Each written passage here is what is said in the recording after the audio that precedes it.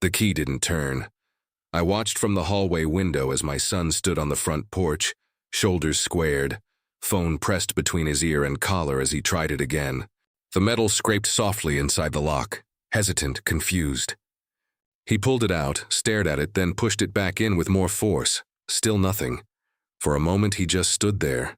The late afternoon sun caught the side of his face, and I saw something I hadn't seen in him since he was a boy caught in a lie, a calculation. He'd ended the call, tried again, jiggled it this time.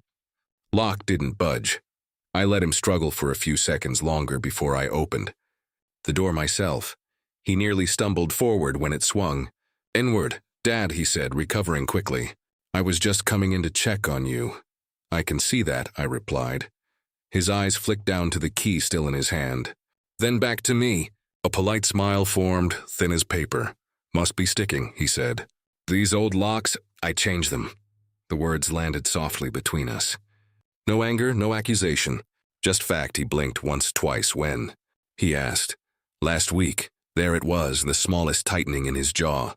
A shift in posture. The realization that something had moved without his permission.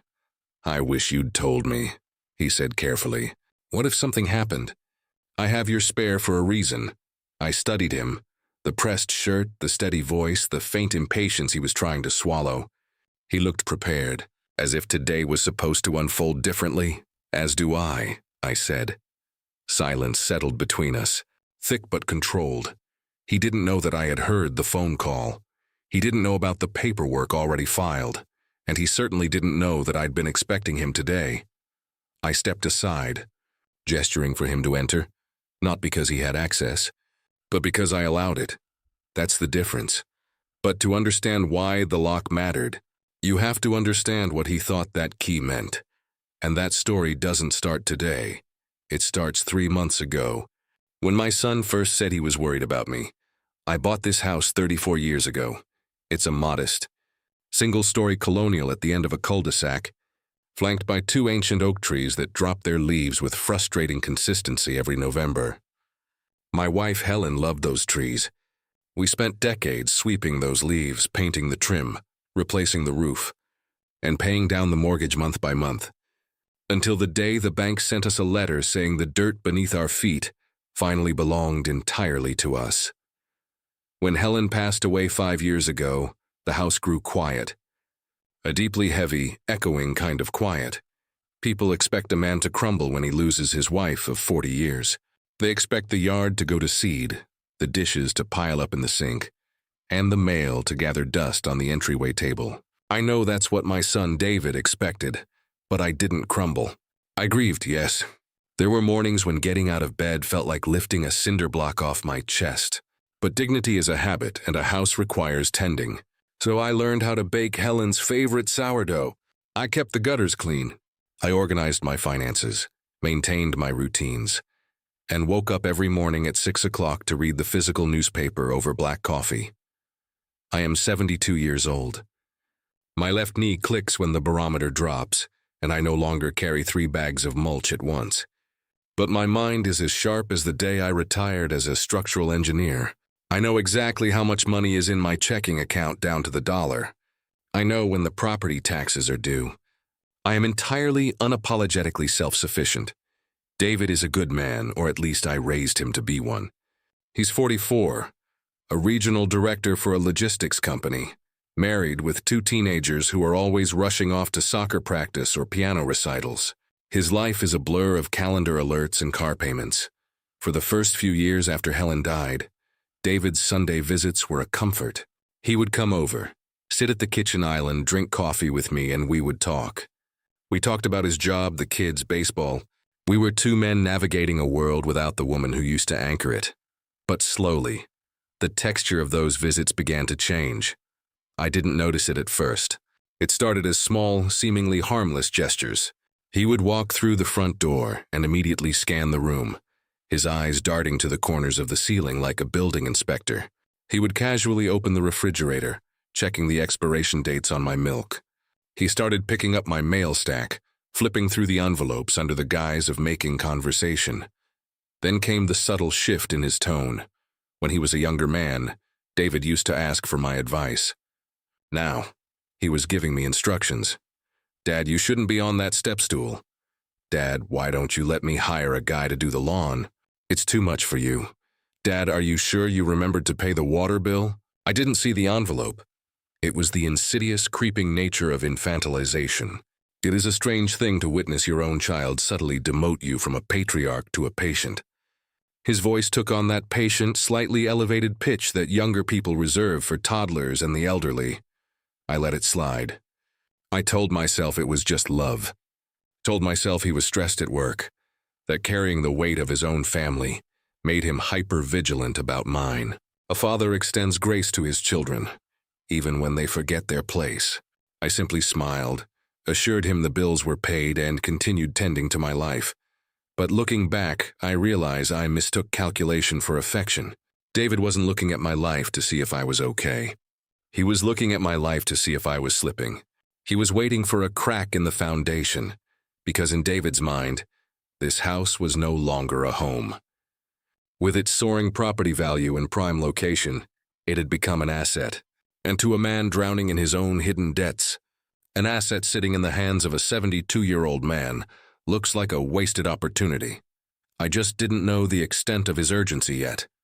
The illusion of his innocent concern finally shattered on a rainy Sunday afternoon. Exactly 3 months ago, he didn't check the fridge that day.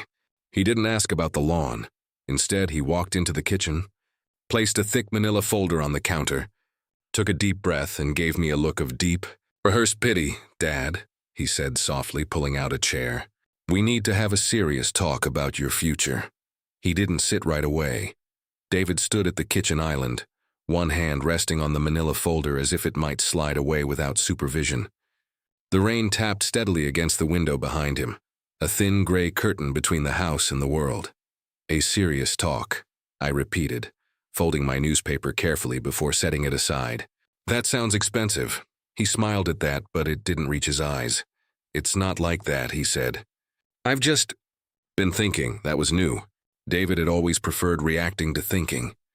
He finally pulled out the chair and sat down across from me. The folder remained closed, but his fingers rested on top of it, tapping lightly, a nervous tell he'd had since childhood. Dad, he began, lowering his voice into something measured and gentle. You're 72. I was 72 yesterday, too. He exhaled faintly. That's not what I mean. I waited. He leaned forward. You live alone. The stairs to the basement are steep. You're still driving everywhere. And what if something happens? What if you fall? What if you forget to take your medication? I don't take any medication, I said calmly. Well, eventually you will. There it was, so not concern about who I was. Concern about who he had decided I was becoming. He slid the folder toward me and opened it. Inside were printed articles, headlines about elderly accidents, statistics about cognitive decline, highlighted passages. He had prepared. I've just been reading, he said, and I think it might be smart if we put some safeguards in place now. Before there's a problem. Safeguards. Just practical things, he assured me. Like I should probably have a spare key. A real one, not the one under the flower pot. I didn't respond immediately. I hadn't realized he knew about that key. For emergencies, he added quickly, if you don't answer your phone, if something feels off. And what feels off? I asked. His jaw tightened for a split second. Nothing specific. It's just, you repeated a story twice last month. I was testing your memory, I said evenly. He didn't laugh. Dad, he said again, softer now, leaning further into that tone. This isn't about pride. It's about safety. You don't have to prove anything anymore. That sentence lingered in the air. You don't have to prove anything anymore. It sounded supportive. It wasn't. I had spent 45 years proving things. To clients, to contractors, to city inspectors who liked to find fault in blueprints. I built structures meant to last generations. I knew load-bearing walls from cosmetic ones. I knew when something was designed for support, and when it was designed for control. And the key accomplishes what, exactly? I asked. It gives me peace of mind, he said quickly. If you ever lock yourself out, if you're not answering calls, I can check in without breaking a window. You've never needed to break a window? Because Nothing's happened yet. He spoke with the confidence of someone certain that something would. The rain intensified. Filling the silence between us, David, I said carefully, do you believe I can't manage my own house? He hesitated. That's not fair. It's a simple question. I believe, he said slowly, choosing each word, that things change. And I don't want to wait until there's an accident to step in. Step in, not help. Not assist, step in. He pushed the folder closer to me again, as if documentation might validate the shift in language. As he spoke, something inside me settled. The uncertainty dissolved. The quiet internal debate about whether I was being too sensitive, too proud, too resistant, it ended. This was not precaution, it was positioning. After he left, I walked through the house slowly, the living room where Helen used to read in the afternoons, the hallway where we marked David's height in pencil as he grew, the kitchen table where I taught him fractions with a salt shaker and a sugar bowl. He trusted me. He had said. That part was true. He trusted that I would remain passive. He trusted that I would avoid confrontation. He trusted that age meant compliance. That evening, I opened my desk drawer and removed the third new key.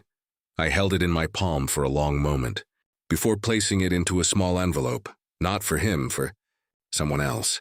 Then I picked up the phone and made 2 calls, one to Martin and one to my banker. If my son intended to move quickly, he would find that I already had. Martin cleared his schedule for me the next morning. When I arrived, he already had my file open on his desk, not because he was alarmed, but because he was thorough. I assume this isn't a social visit, he said gently. No, I replied. It's a timing issue. I told him about the phone call. I repeated David's exact words. Once we clear it out, if something medical happens, I already have a key. Martin didn't interrupt. He simply listened, the way men do when they're assembling a structure in their minds. When I finished, he leaned back. He's moving from suggestion to assumption, Martin said. Yes. Does he know the house cannot be sold without trustee authorization? No. And he doesn't know you are the sole trustee? No, Martin nodded once. Then he's operating on incomplete information. That was putting it kindly. 8 years ago, after Helen's diagnosis, I had insisted on more than a simple will. I had seen too many families fracture under stress. Adult children circling assets like impatient heirs, while their parents were still alive. I had told Martin I wanted insulation. Not from my son specifically, from human nature. The trust we built was deliberately layered. The house belonged to the trust. The trust required my explicit written consent for any sale, refinance, or title modification. If I were declared medically incompetent by 2 independent physicians, a co-trustee would step in, but not David Martin. And even then, any sale of the primary residence required a 90-day review period and full financial disclosure to all beneficiaries. There was no moving quickly. There was only process. Do you wish to inform him? Martin asked. Not yet. Martin studied me carefully. Are you concerned about confrontation? No, I said evenly. I am concerned about education. He allowed himself the smallest smile. We reviewed every document, every safeguard. I signed an additional directive clarifying that no power of attorney would supersede the trust's authority over real property. It was redundant, but redundancy in engineering and in law prevents collapse. From Martin's office, I drove to my bank. I had known Sheila, the branch manager, for nearly 15 years. She had helped Helen set up the scholarship fund in our granddaughter's name. She did not speak to me as if I were fragile. I need to update account permissions, I told her. Of course, she said. Remove or add. Remove the possibility of adding without in-person verification. Only me. No digital authorizations, she nodded. Understood. And if anyone inquires about restructuring assets, we refer them to you directly. Yes, she hesitated only briefly. Is everything all right? It will be, I said.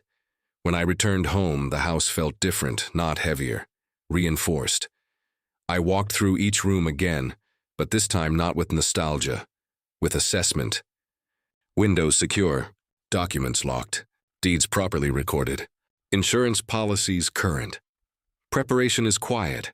It does not announce itself. It simply exists, waiting. That evening, I did something I hadn't done in years. I invited David to dinner. He seemed surprised by the call. "Everything okay?" he asked. "Of course," I said. "It's been a while since we sat down without paperwork between us." There was a pause. "Sure," he said finally. "Sunday?" "Sunday," I agreed. After I hung up, I placed the envelope containing the spare key, the new one, into Martin's custody envelope earlier that day. A symbolic gesture, perhaps, or perhaps practical. David believed access was already secured. He believed momentum was his ally. He did not know that every door he intended to open required permission he did not possess. And on Sunday, standing on my porch with confidence in his pocket, he was going to find that out. Sunday arrived warm and windless. I set the table for two. Simple meal. Roast chicken, green beans. The kind of dinner Helen used to make when there was something serious to discuss, but no need to dramatize it. Calm food. At 4:12 p.m., David's car pulled into the driveway. I didn't go to the door immediately. Through the hallway window, I watched him step onto the porch with that familiar, unhurried confidence. He adjusted his cuffs, glanced at his phone, then reached into his jacket pocket. The key. He inserted it smoothly, without hesitation, the way a man does when he believes access is guaranteed. The metal scraped. He paused, turned it again. Nothing. A faint crease formed between his brows. He withdrew the key, inspected it, then reinserted it with more force. The lock resisted, solid and unyielding. He stepped back slightly, as if the door itself had misbehaved. That's when I opened it. He steadied himself quickly, masking surprise with a polite smile. "Dad," he said. "I was just coming in," I noticed. He held up the key loosely. "It's sticking." I changed the locks. The words were calm, neutral. His expression flickered. Confusion first, then calculation. "When?" he asked. "Last week. You didn't tell me." I didn't need to, a subtle shift in posture. The air between us altered.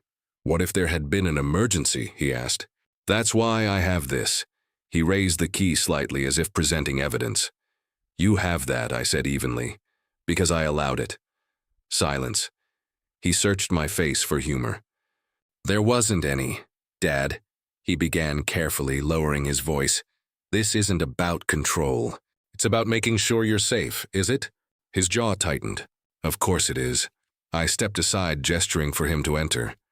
"Dinner's ready," I said. He hesitated, only a fraction, before walking past me into the house. I closed the door behind him, locking it deliberately. We sat across from each other at the kitchen table. For a few minutes, we ate in near silence. The clink of silverware, the hum of the refrigerator. Finally, he set his fork down. "Why would you change the locks without telling me?" he asked. "Because I overheard your phone call on Thursday." The words were not loud. They did not need to be. His face stilled. "I don't know what you... Once we clear it out," I continued. "If something medical happens, I already have a key." Color drained from his expression slowly but unmistakably. "That wasn't inventory?" I offered gently. "An investment opportunity?" He leaned back in his chair, exhaling through his nose. "You're taking that out of context. Then provide the context." He looked at the table for a moment before meeting my eyes again. "I was exploring options," he said. "That's all?" "The market is strong. If something ever did happen, we'd need to act quickly." I was being proactive by discussing renovation timelines in my kitchen. His composure thinned. "You're 72, he said, frustration edging into his voice now. "Things happen. I'm trying to think ahead because you won't." "I have," I replied. He shook his head slightly. "Dad, you can't handle all of this forever." "I'm not attempting forever," I said. "I'm handling now." Silence pressed in again. "I changed the locks," I continued, "because access implies authority. And you were speaking as though you already possessed both." "That's not fair." "What isn't fair," I said calmly, "is planning the sale of a man's home while he's still paying the utility bills." He looked away first. For a moment, I saw something beneath the irritation. Not greed exactly. Fear, pressure, the tightrope of maintaining appearances. You don't understand the position I'm in, he said quietly. You're right, I replied. Because you didn't tell me. His hands tightened on the edge of the table. I was trying to protect you from what? He didn't answer. Instead, he reached into his jacket and placed the useless key on the table between us. It lay there, small, harmless, symbolic. I thought you trusted me, he said. I do, I answered. To be exactly who you are, the sentence lingered. And who is that? He asked. A man who moves quickly when he sees an opportunity. He flinched, not visibly, but internally. I'm your son, he said. Yes, I agreed. Which is why this conversation is happening across a dinner table instead of across a courtroom. That landed. His eyes lifted sharply. A courtroom? He repeated. Yes, because now, it was time he understood exactly which doors were, and were not, his to open. The word courtroom lingered between us like a draft. David stared at me, searching for exaggeration. He didn't find it. I'm not threatening you, I said calmly. I'm clarifying the structure. He sat back slowly. What structure? The one you assumed didn't exist. I reached into the drawer beside me and removed a thin folder. Not thick, not dramatic. Organized. Labeled. I met with Martin last week, I continued. And with my bank. His eyes flickered at the name. The house, I said evenly, is not in my personal name. It hasn't been for 8 years. He frowned. What does that mean? I just need to know you're protected, he said. Let me keep a set of keys, officially, not hidden somewhere. That way, if anything ever feels wrong, I can act quickly. Act quickly. The phrase echoed more loudly than the others. I studied him, the crease forming between his brows, the faint impatience flickering beneath his careful tone. There was urgency there, not fear, urgency, of course, I said finally. His shoulders loosened instantly. Relief to immediate. I'll make you a copy, I continued. Tomorrow. That would be great, he said, almost too quickly. Really, Dad? You'll see. This is just practical, I nodded once. Practical. He left shortly after, taking the folder with him. The rain had stopped by then, leaving the driveway slick and reflective. I stood at the front window and watched him walk to his car. He didn't look back at the house. That evening I made a cup of tea and sat alone in the quiet kitchen. The conversation replayed itself, not in words but in tone. The rehearsed sympathy. The highlighted statistics. The careful avoidance of one simple statement. I trust you. I walked to the front door and locked it. Then I unlocked it. Then I locked it again. The mechanism turned smoothly, solid and reliable. I have designed buildings that withstood hurricanes. I understand pressure loads, stress fractures, failure points. And something about today felt like the first hairline crack. So the next morning, instead of making a copy of my key, I called a locksmith. But that wasn't the only call The locksmith arrived at 9 the next morning. Was a quiet man in his 30s with careful hands and a habit of explaining each step before he took it. I appreciated that. He removed the old cylinders, installed reinforced deadbolts, and handed me 3 newly cut keys sealed in small plastic sleeves. Only these exist, he said, unless you choose otherwise. Thank you, I replied. I placed one in my wallet, one in the small lockbox inside my desk, and the third in a drawer in the kitchen, not under a flower pot. By noon, the house was secure. At 1 o'clock, I drove downtown to see Martin Feldman, my attorney of 26 years. Martin had drafted Helen's will. He had overseen the transfer of my pension. He understood my finances the way a cardiologist understands a patient's heart rhythm, not just the beats, but the spaces between them. He greeted me with the same steady handshake he'd offered for decades. No raised eyebrows, no exaggerated concern about my age. To what do I owe the pleasure? He asked once we were seated. My son, I said plainly, has begun using the word safeguards. Martin leaned back slightly. That can mean many things. Yes, I agreed. It can, I explained the folder. The statistics, the spare key, the tone. Martin listened without interrupting, fingers steepled under his chin. And has he mentioned anything else? He asked carefully. Not yet. Martin turned his monitor slightly toward me and clicked through a few files. You established the family trust 8 years ago. After Helen's diagnosis, I nodded. At the time, it had seemed like prudent planning. The house had been placed inside the trust, structured to prevent forced sale or transfer without my explicit consent. It protected the property from creditors, mine or anyone else's. Has David ever reviewed the trust documents? Martin asked. No. Does he know the house isn't in your personal name anymore? No. Martin's expression shifted, not alarmed, but thoughtful. I need to ask something delicate, he said. Have you noticed any financial strain in his life? I considered that. The new SUV last year, the kitchen renovation, the private school tuition for both children, the way he had mentioned almost casually that bonuses at work had been restructured.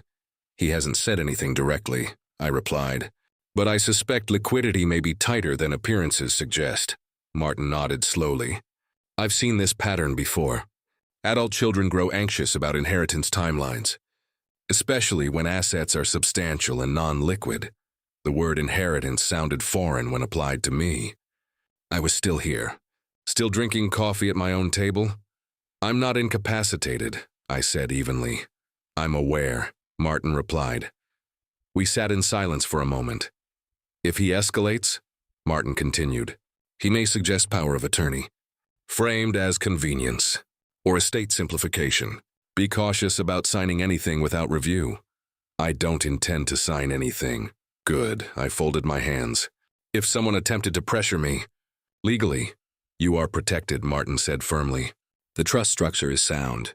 The house cannot be transferred without your direct authorization, nor can it be leveraged as collateral by anyone else. That was what I needed to hear. Before leaving, I made one more adjustment. I updated the trust documentation to include a clause. Any attempt to coerce or improperly influence asset transfer would result in delayed disbursement of inheritance for 5 years. Not punitive, protective. When I returned home that afternoon, David's car was already in the driveway. He was standing in the kitchen when I entered, holding an envelope. Dad, he said a little too brightly. I was just about to call you. About what? He held up the envelope. I talked to a colleague whose father went through probate last year. It was a nightmare. Legal fees, delays, frozen accounts. I don't want that for us. Us. He placed the envelope on the counter and slid out several forms. I spoke to a lawyer friend, he continued. He said we could simplify everything now. Maybe add my name to the deed, set up joint ownership. It would make things seamless later. I set my keys on the counter deliberately. Seamless for whom? I asked. For everyone, he said quickly. It just avoids headaches. And if I'm not planning to go anywhere soon, it's not about that, he insisted. It's about being proactive. Proactive, the vocabulary of acquisition disguised as care. I appreciate the initiative, I said calmly. But my estate planning is already handled. His smile faltered slightly. Handled how? Professionally. With who? Martin Feldman. Recognition flickered across his face. He knew the name. Well, he said carefully, maybe we should all sit down together, just to review things. There's nothing to review. His fingers tightened on the papers. Dad, he said, patience thinning now. I'm trying to protect you. I met his gaze. From what? He didn't answer immediately. Instead, he gathered the documents back into the envelope with controlled movements. Just think about it, he said. And please, don't forget about the key. I watched him leave. He believed momentum was on his side. He believed time favored him. What he didn't know was that the structure beneath his assumptions had already been reinforced. And a few days later, I learned just how far he thought his access extended.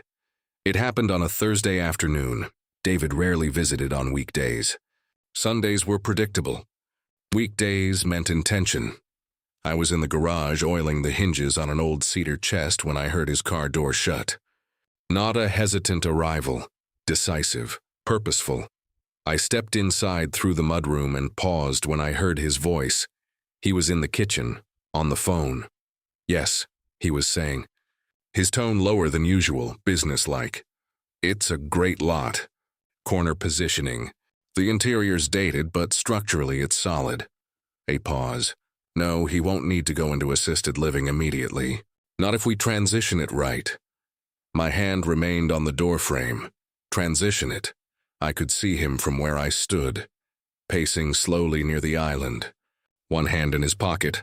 I'm telling you, he continued, once we clear out the furniture and update the kitchen, it'll list high. The neighborhood's hot right now. Another pause. I know, but timing matters. If we wait too long and something medical happens, it gets complicated. Something medical happens. He stopped pacing then, leaning forward with his free hand braced against the counter. No, I'll handle him, he said quietly. He trusts me. The words were not cruel.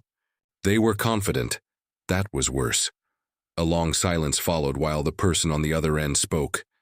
Yes, David replied finally. I already have a key. The sentence settled into the room like dust. I didn't move. I just need to get some paperwork aligned, he added. Then we can move quickly, move quickly. He ended the call a few seconds later and exhaled, not heavily, not guiltily. Just efficiently. He turned and saw me standing there. For a split second, no more, surprise flashed across his face. Then it smoothed into composure. Dad, he said. I didn't hear you come in. I was in the garage. He nodded. Good, stay active. I studied him quietly. He didn't look like a villain. He looked like a man managing logistics. Who were you speaking with? I asked. Just a colleague, he said easily. Real estate investment. Nothing serious, I nodded once. Coffee? I offered. He hesitated, perhaps recalibrating, then smiled. Sure. We sat across from each other at the same kitchen island where he had presented his folder weeks earlier. He spoke about market trends, about how housing values in the area had increased nearly 12% year over year, about smart timing and strategic exits. I listened without interrupting. He wasn't describing a home. He was describing inventory. And you think this neighborhood is a good opportunity? I asked mildly. Absolutely, he said. Properties like this don't sit long. Properties like this, not homes like this. He glanced toward the hallway, toward the living room where Helen's piano still stood. You ever think about downsizing? He asked casually. I think about many things, I replied. He nodded, satisfied with his own patience. What he didn't realize was that the lowest point in a betrayal isn't the anger, it's the clarity. It means the property belongs to a trust, one that cannot be sold, transferred, or leveraged without my written authorization. He opened his mouth to respond, then closed it. You were going to add me to the deed, he said finally. That would have simplified everything. There is no deed to add you to, I replied. Not in the way you think. Silence. The trust was established when your mother was diagnosed, I continued. To prevent complications. To prevent pressure. To prevent speed. His gaze sharpened. Pressure from who? From anyone, I said. Including family. That struck. He leaned forward slightly. So you think I'm trying to steal your house? I think, I said carefully, that you were counting on urgency, on the assumption that I would sign whatever was placed in front of me to avoid conflict. That's not. You discussed renovation timelines, I interrupted quietly. You discussed listing strategies. You assured someone you already had access. His jaw tightened again. The trust requires my consent for any sale, I continued. If I were ever declared medically incompetent, Martin becomes co-trustee. Not you, his head snapped up. What? There is also a 90-day review period on any proposed transfer. Full financial disclosure required. He stared at me now, the edges of his confidence dissolving. You set this up without telling me, he said. Yes. Why? Because planning is not a group project. The words were not cruel. They were measured. He pushed back slightly from the table, processing. And what, he asked slowly, happens to the house when you're gone? It will be distributed according to the trust's terms. Which are? I held his gaze. Conditional, he went very still. What conditions? That any attempt to coerce or improperly influence asset transfer results in delayed distribution. His face changed then. Not. Anger, recognition, you added that, he said. Quietly, yes. For me? For protection, I replied. The kitchen was silent, except for the faint ticking of the clock above the stove. I wasn't trying to hurt you, he said after a long moment. I know, you think I'm desperate. I think you're under pressure. His eyes flickered again, and this time, he didn't hide it. The market's tight, he admitted. Bonuses got cut. The kids' tuition? You could have spoken to me. I didn't want to look irresponsible. So instead, I said gently, you chose to look strategic. He gave a short, humorless breath of a laugh. The key still sat between us on the table. He reached for it slowly, turning it in his fingers. It doesn't work anymore, he said. No, I agreed. We sat there for a while.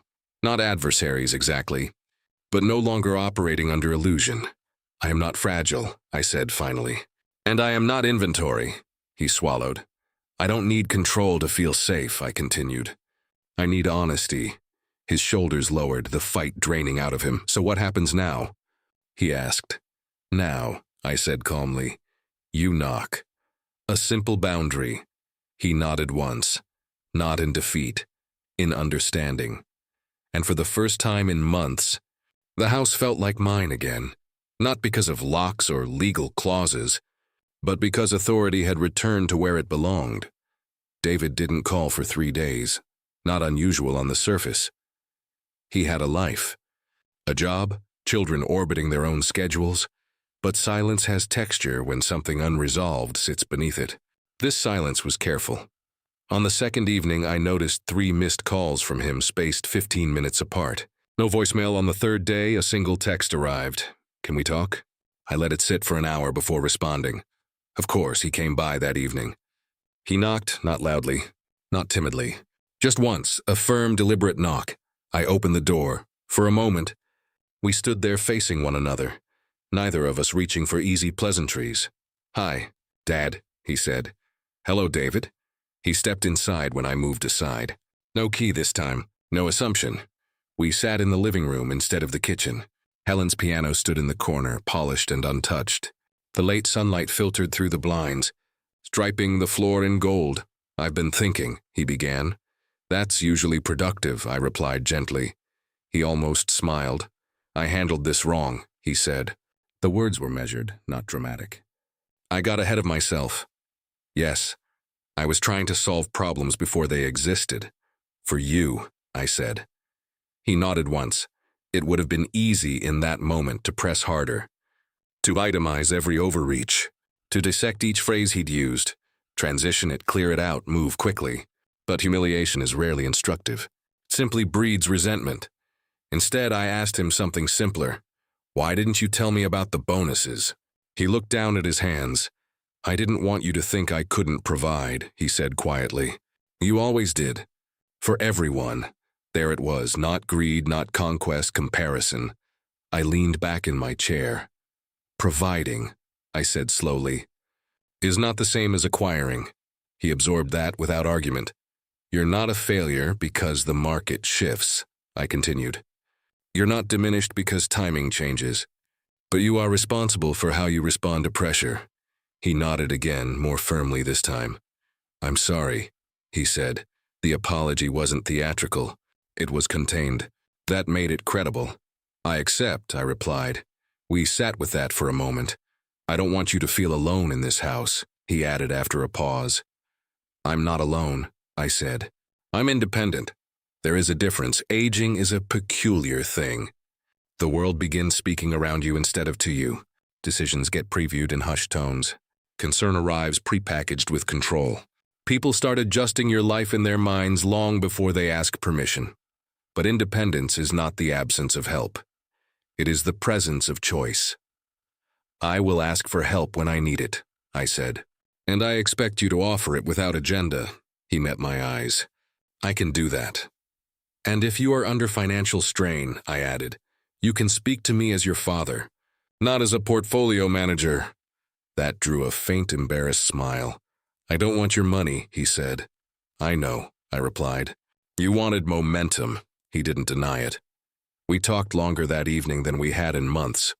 Not about deeds or trusts. About tuition. About job uncertainty. about the strange pressure men carry to appear perpetually stable. Before he left, he paused at the door. "I'll call before I come by," he said. "You can still visit," I replied. "I know." He stepped onto the porch and turned back once, not to test the handle, but to look at the house. Then he left. In the weeks that followed, something subtle shifted between us. He called more directly, asked instead of suggested. When he came over, he knocked, even when I told him he didn't need. Though the locks remained unchanged, the trust remained intact, not because I expected betrayal again, but because structures exist to protect relationships from unnecessary strain. A building stands longer when its load-bearing walls are properly placed. So does a family. I still wake at 6. I still read the newspaper. I still sweep the oak leaves every November. Sometimes, when the afternoon light hits the front door just right, I think about that moment, the key in his hand, the quiet confusion when it failed to turn. He thought the key represented readiness, access, authority, but a key only opens a door if the lock allows it. Trust works the same. Way you can love someone deeply and still refuse to surrender your foundation. You can forgive without relinquishing structure. You can remain generous without becoming vulnerable to assumption. I did not change the locks to keep my son out. I changed them to remind him. And myself, that dignity is not something you age out of. It is something you defend quietly. And in this house, the doors open because I choose to open them, not because someone else believes they already hold the key.